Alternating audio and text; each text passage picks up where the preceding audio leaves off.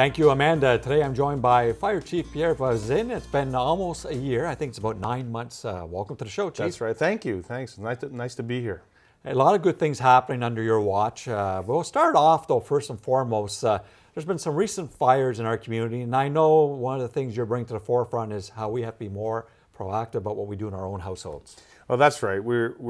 I'm quite concerned, actually. We've had a few things occur that could have turned really bad for some of our friends here. So the first one was a carbon monoxide call that we had on Louisa that ended up sending a few people to the hospital. They had pretty high parts per million of carbon monoxide in the bloodstream when we arrived there.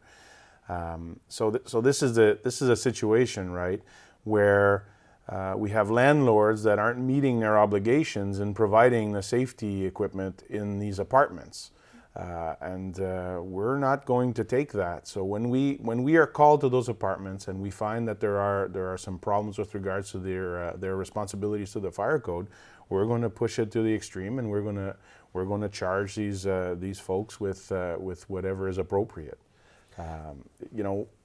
They're happy to take the money when it comes to offering these apartments, and they have responsibilities that they have to live up to. Now, Chief, it's funny. It's not funny, but it's awful we're even talking about this. For a simple fact is the fire department does a good job, especially under your watch, in regards to educating the public, in regards to carbon monoxide detectors of alarms. What message are they not seeing, these people that own these properties? Well, I'm not sure, and we could always do a better job of getting the message out. I mean, everybody should have a CO detector in their homes now, and everybody should know what the effects of CO poisoning are, right? So if you have a headache, if the alarm's going off and you have a headache, you're feeling nauseous, there's dizziness, you're not quite with it, then there's a problem. So the message here is get out of the house and call us right away. People in this city have already paid for our services. When in doubt, call us. We'll show up. We'll make sure that the house is safe. We'll make sure that we advise you with the next steps with regards to protecting yourself and your family. What's the provincial law state in regards to these two devices? Well, there has to be a CO detector adjacent to the bedrooms in every home right now, and that's a key thing. It has to happen. People are actually they're thinking outside of the box, and they're putting them close to their heating appliances. That's not the intent here. We're trying to, the intent of the detector is to make you aware that there's a problem, not educate you on the performance of your heating appliances. So let's make sure that we abide by those. Chief, also, as you're training the public on what's safe for us in our homes, you're a big advocate on training your firefighters locally. Absolutely. So this is my approach to fire protection. Once the alarm goes off and the trucks are rolling, we've already failed, right? So we haven't gotten our messages out, we haven't done our prevention right, so we've failed. But at that point, we focus on making sure that we keep our guys safe, so our firefighters safe. And the best way to do that is to train. It's kind of like I'll make reference to the military, right? So firefighting has to be so practiced that it's intuitive. And the only way to do that is to train some more. So we're starting to build on that. We're bringing in our lesson plans into check. We're planning our training. We're bringing in new stuff.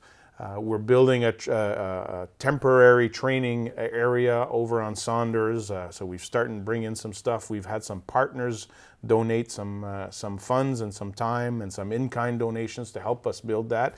And we're actually going to become the training hub of the area. So we'll be helping other fire departments train as well, because my mentality is, while we're helping others train, we're training ourselves as well, and we're just going to get better at it. And we've said that when you were actually introduced to the city of Cornwall, your background is from the military in regards to firefighting. Correct, from the Department of National Defense. And the nice thing about working for a big organization like that is you have the money to do all this training. So a little bit more of a challenge here, because we're trying to make big things out of as little as possible. So that's why we're looking at partnerships. We've already done some stuff and that we're going to announce shortly in terms of these various organizations that are helping us meet our objectives here. It doesn't all have to come out of the tax base. There's ways to get things done that are a bit different and new, if you will. Chief, we also heard not long ago with your talk with the Cornwall City Council in regards to the master plan. Is there an update for the citizens? Well, so we're updating our implementation strategy with regards to the fire master plan. That's happening every day. So things like training is part of the requirements of the fire master plan. There's a whole bunch of administrative steps that we've been working on, things like work descriptions and process-driven things that we're cleaning up.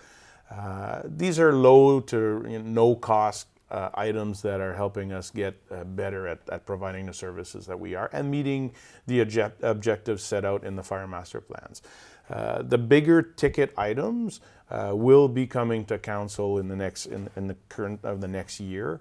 And those will be looked at, we'll be bringing options for council as well to look at how we're going to address those things. But we're plowing through the massive amount of recommendations. I think there was 37 of them, and we're taking them off the table quite rapidly now. So it's going pretty well. And if I'm correct, there's a new vehicle coming to town. Absolutely. So as part of our fleet management process, it's time to buy a new vehicle.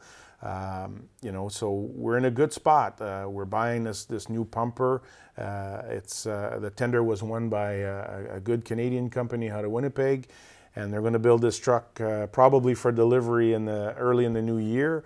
And then, as I told council, the good part of this whole thing is they don't have to see me ask for another truck till 2022. And how many would be left to be turned over?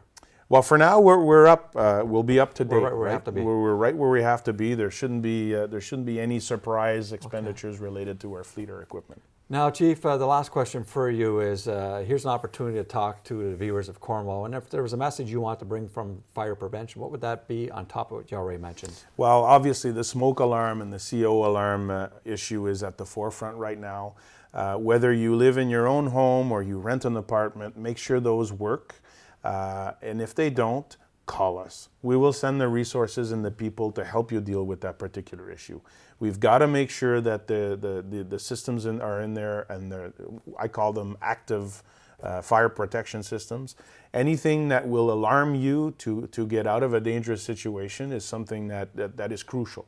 I mean, the rest we can take care of separately, but get in touch with us. We're easy to find, and we're going to come out and help. Talking fire prevention with your Cornwall Fire Chief, Pierre Voisine. I'm Todd Lalonde for Local Matters.